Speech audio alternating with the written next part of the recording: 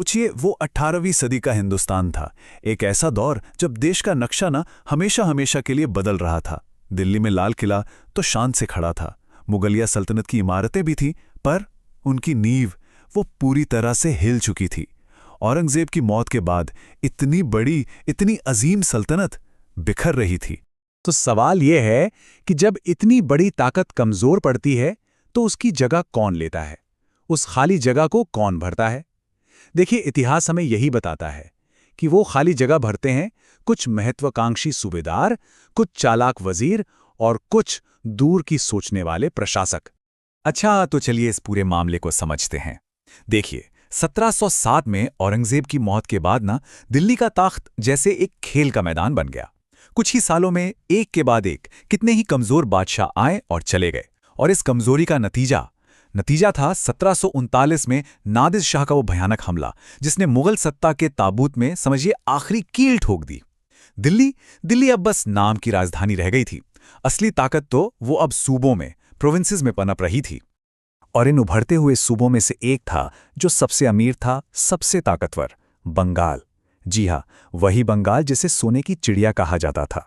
और इस सोने की चिड़िया को अपने पंखों के नीचे लिया एक बहुत ही काबिल, बहुत ही होशियार प्रशासक ने, जिसका नाम था मुर्शिद कुली खान। अब मुर्शिद कुली खान की चालें थी ना, वो किसी माहिर शतरंज के खिलाड़ी जैसी थी। वो कहने को तो मुगलों के ही अधीन थे, पर असल में अपनी एक अलग ही दुनिया बना रहे थे। देखिए कैसे। पहले वो बंगाल के दीवान बने, फिर उन्होंने राजधानी ढाका से बदलकर मुर्शिदाबाद कर दी, अपना नया पावर सेंटर बना लिया, और 1717 आते आते वो बंगाल के पूरे सूबेदार बन गए।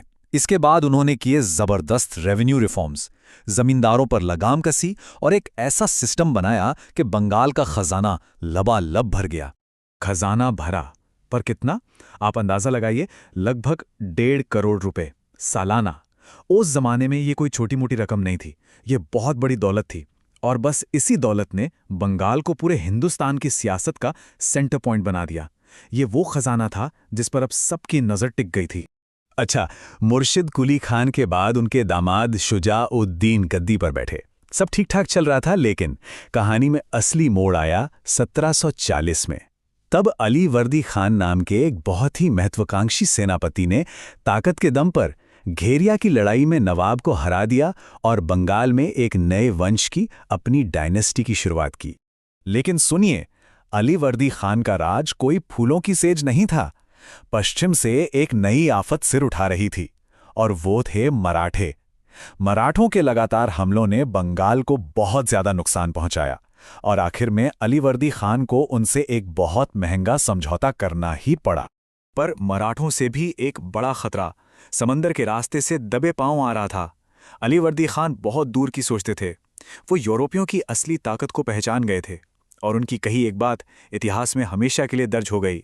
उन्होंने कहा था कि ये व्यापारी मधुमक्खियों की तरह हैं, अगर इन्हें नहीं छेड़ोगे तो ये शहद देंगे, लेकिन अगर इनके छत्ते में हाथ डाला तो ये डंक मार मार कर जान ले लेंगे। तो चलिए अब कहानी का रुख करते हैं दक्षिण की ओर। दक्कन के उस विशाल पठार पर एक और बहुत बड़ी ताकतवर रियासत जन्म ले रही थी, और इसके बनाने वाले थे मुगल दरबार के सबसे अनुभवी और सबसे चालाक सिपह सालार निजामुल मुल्क आसफ जहाँ प्रथम।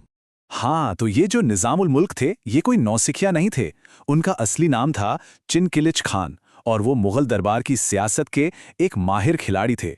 उन्होंने दिल्ली की कमजोरी को बहुत पहले ही भांप लिया था और तय कर लिया था कि वो दक्षिण में अपनी सल्तनत बनाएंगे। और देखिए उन्होंने ये किया कैसे।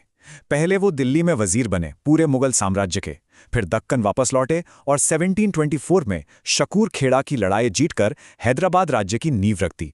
बिल्कुल बंगाल की ही तरह वो भी बस नाम के लिए मुगलों के अधीन थे, हकीकत में तो वो अपने राज्य के खुद बादशाह थे। और अब हम आते हैं कहानी के तीसरे और शायद सबसे अहम पड़ाव पर, कर्नाटक। ये वो इलाका था जो आने वाले वक्त में पूरे हिंदुस्तान की तकदीर लिखने वाला था। जी हाँ, ये वो शतरंज की बिसात थी जहां यूरोप से आई ताकतें अब सिर्फ व्यापारी नहीं बल्कि किंग मेकर बनने वाली थीं। तो यहां हुआ क्या? देखिए, जैसे ही कर्नाटक के नवाब की गद्दी खाली हुई, 2 दावेदार खड़े हो गए और बस यहीं से खेल शुरू हुआ।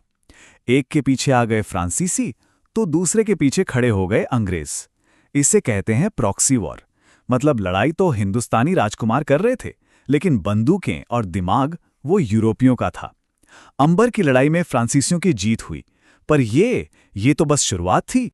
चलिए एक बार फिर वापस बंगाल चलते हैं। आपको याद है अलीवर्दी खान की बात? उन्होंने इस खतरे को सबसे पहले पहचाना था। कहते हैं मरते वक्त उन्होंने अपने नाती सिराजुद्दौला को साफ साफ चेतावनी दी थी कि देखो, ये जो 3 यूरोपीय ताकतें हैं ना, इनमें अंग्रेज सबसे ज्यादा खतरनाक हैं और सबसे पहले उन्हीं का बंदोबस्त करना होगा। तो 18वीं सदी के बीच तक आते आते हिंदुस्तान का एक नया नक्शा हमारे सामने था। एक तरफ दिल्ली कमजोर हो चुकी थी और दूसरी तरफ बंगाल, हैदराबाद और अवध जैसी ताकतवर आज़ाद रियासतें खड़ी हो चुकी थीं। ये वाकई एक नई सुबह थी, लेकिन इस सुबह के साथ एक नया खतरा भी दरवाजे पर दस्तक दे रहा था। देखिए, इन राज्यों का बनना हिंदुस्तानी ताकत का सबूत तो था, पर इसने देश को अंदर से बांट भी दिया था। सब अपनी अपनी रियासत देख रहे थे और इसी बंटवारे का, इसी फूट का फायदा उठाने के लिए अंग्रेज पूरी तरह से तैयार बैठे थे। ये असल में एक अंत की शुरुआत थी। जरा इस टाइमलाइन पर नजर डालिए, ये पूरी कहानी साफ कर देती है। जो रियासतें 1717 और 1724 में इतनी शान से आज़ाद हुई थीं, उनमें से बंगाल 50 साल के अंदर 1765 तक अंग्रेज़ों के कब्जे में था और हैदराबाद ने भी 1798 में उनकी गुलामी, जिसे सब्सिडियरी अलायंस कहते हैं, वो स्वीकार कर ली। मतलब सच्ची आज़ादी का दौर कितना छोटा था। हैदराबाद की कहानी का आखिरी पन्ना तो आज़ाद भारत में लिखा गया।